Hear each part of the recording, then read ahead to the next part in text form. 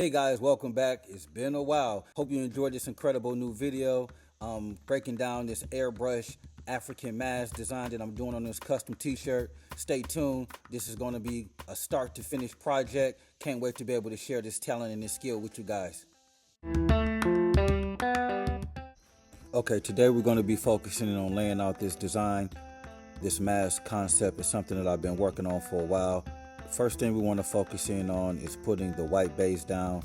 This base is almost like a sketch, so when I'm deep into my design, I don't have to worry about where I'm going, the design, the concept. This white base is with opaque white, so I put this on real slow, take my time, build up the foundation, and then start to focus in on how the proportion of the face, the proportion of the eyes, and how everything is going to lay out.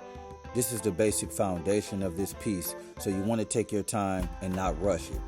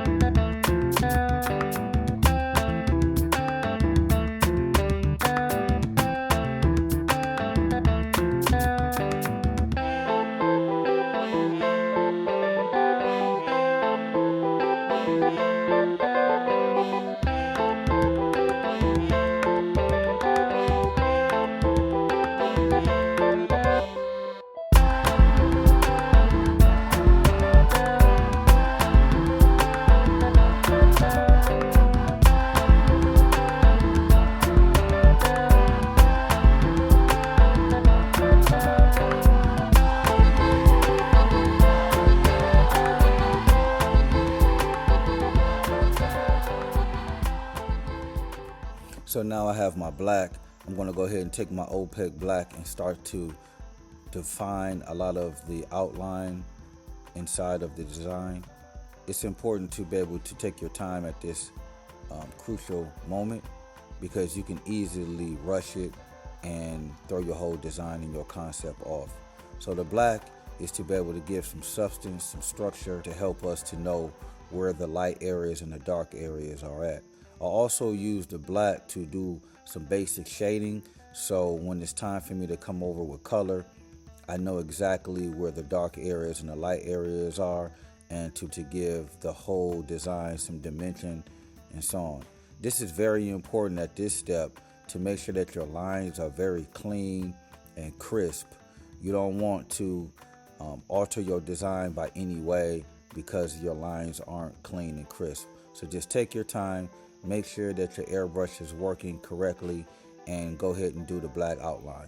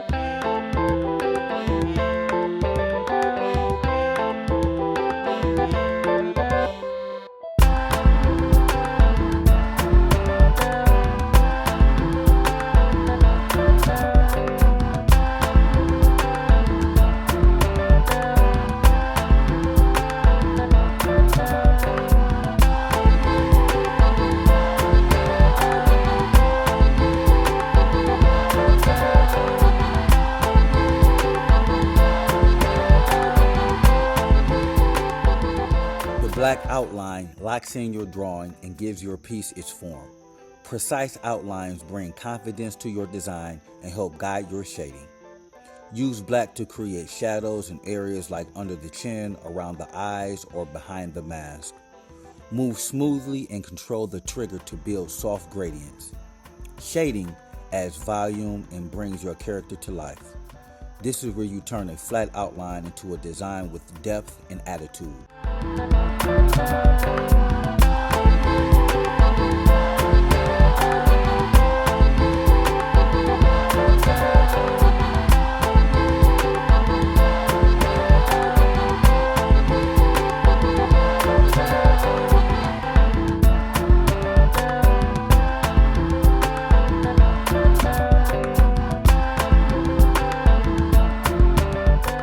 Now I'm going to take some blue, focus in on the background, and do some basic blue foundation work, focusing in from dark to light.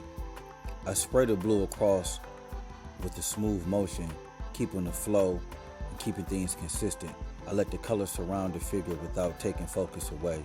This creates the atmosphere and contrast, helping the main subject to stand out. The blue sets the mood and gives the piece a visual rhythm. Blue is something that I use in my work as a transparent color that can fade and make colors pop and blend other colors directly on top.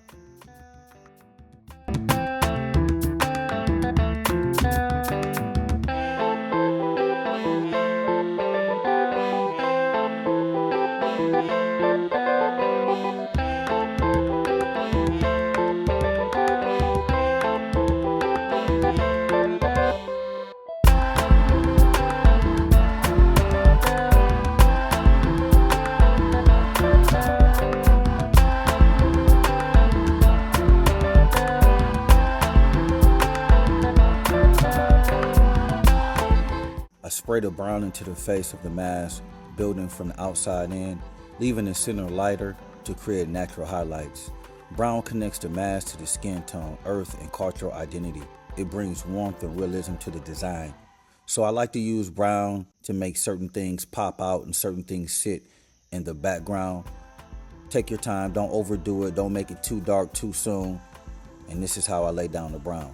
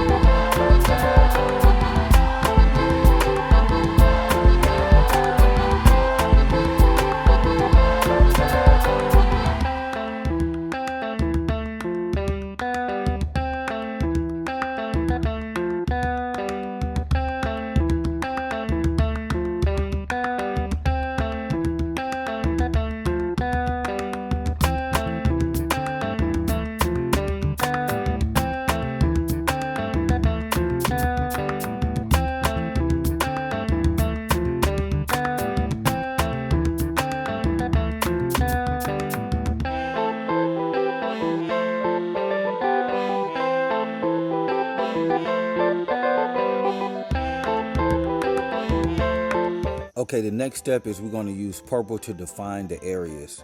I like to use and add purple to deepen the shadow of the areas and define the mask features, like around the eyes, the cheekbones, and sometimes around the edges. With my airbrush, I pull back slowly, trying to use the trigger to sharpen the lines. Purple adds a contrast and energy. It gives the artwork a definition and a bold look.